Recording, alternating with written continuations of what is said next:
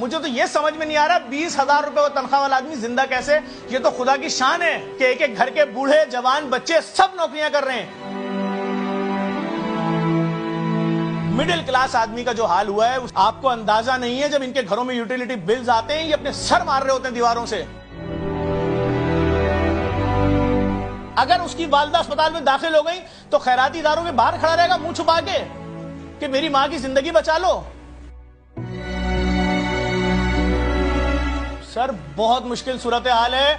मैं बार बार दिखा रहा हूं, एक आम आदमी के घर का बजट है, इसमें मैंने कपड़े धोने वाले साबुन के पैसे नहीं लगाए। पूरे महीने गंदे कपड़े पहनने तुम्हें, क्योंकि तुम्हारे पास पैसे नहीं है। तुमने छोटे बच्चे को दूध नहीं देना लाकर, जो पैदा हुआ बच्चा है।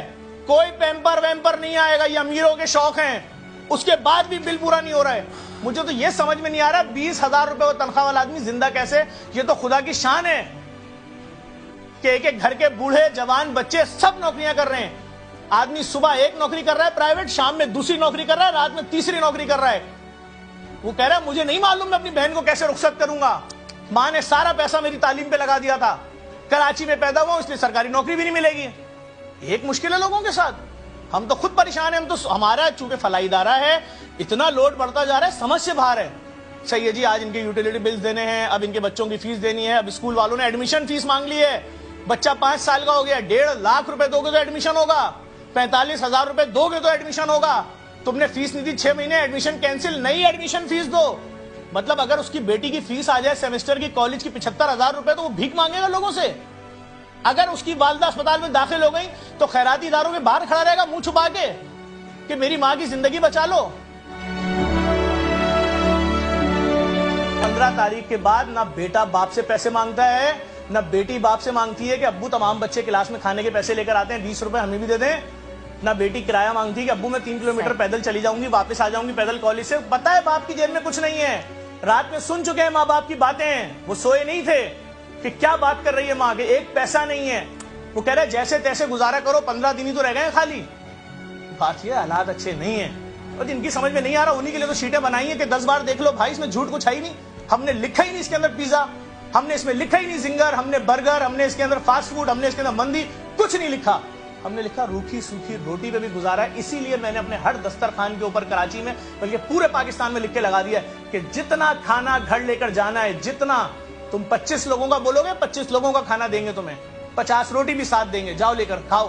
भाई लोग भूखे मर जाएंगे। ये हो क्या रहा है? नहीं, लोग हंसते हुए बोलते हैं टीवी के ऊपर, अरे छोड़े महंगाई महंगाई, ये देखे बाजारों में सारे लोग भरे हुए। हमें नहीं पता कौन लोग हैं भाई।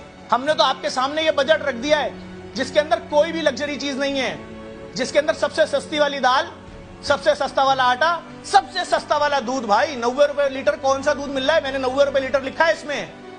पानी पानी होगा खाली उसके अंदर, 1 पाव दूध और 3 पाव पानी होगा उसके अंदर। तो वो नहीं पूरा हो पा रहा। होंगे लोग बाजारों में भाई, हो सकता है जो वो सरकारी मुलाजमीन हो जो एक्स्ट्रा कमाते होंगे, हो सकता है वो बिजनेसमैन तबका हो, लेकिन जो मिडिल क्लास फैमिलीज हैं, जो नौकरी पेशा लोग थे, जो प्रोफेसर टीचर क्लर्क थे, ऑफिस दफ्तरों में प्राइवेट नौकरियां करते थे, उनके घरों के हालात तो कयामत मची हुई है भाई। किसी रिश्तेदार के घर से शादी का कार्ड आता है तो दहल जाते हैं कि क्या बहाना क्या ढूंढे कि क्यों नहीं आए, किसको बीमारी हो गई थी, क्या आफत आ गई थी, झूठ क्या बोले। लोग मुसीबत में। नहीं समझिए आप, आपको नहीं मिल रहे ना वजीर हुक्मरान इस कैटेगरी के मिडिल क्लास, तो इसमें हमारा तो कोई कसूर नहीं भाई। उनसे बोले अपने नौकरों से पूछ लें कि तुम्हारे घर के हालात क्या, सच बताओ।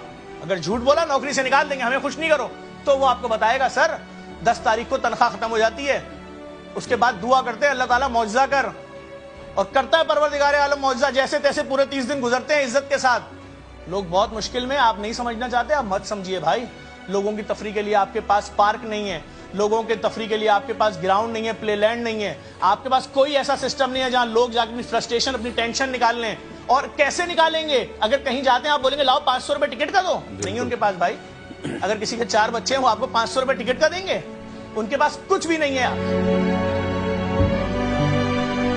15,000 रुपए के रेंट के घर में अमीर आदमी रहता है? पीसीएचएस में, डिफेंस में, क्लिफ्टन में, तारिक रोड में, बहादुराबाद में 15,000 रुपए का बंगला मिलता है रेंट पे? नहीं भाई। औरंगी, कोरंगी, लांडी, शाह फैसल, मलिर, यहां मिलते हैं 15,000 रुपए के 2 कमरों के छोटे से घर। उनका बिजली गैस पानी का बिल आता है 9,000 रुपए। नहीं खिला सकते वालिदैन को दवाई तो कौन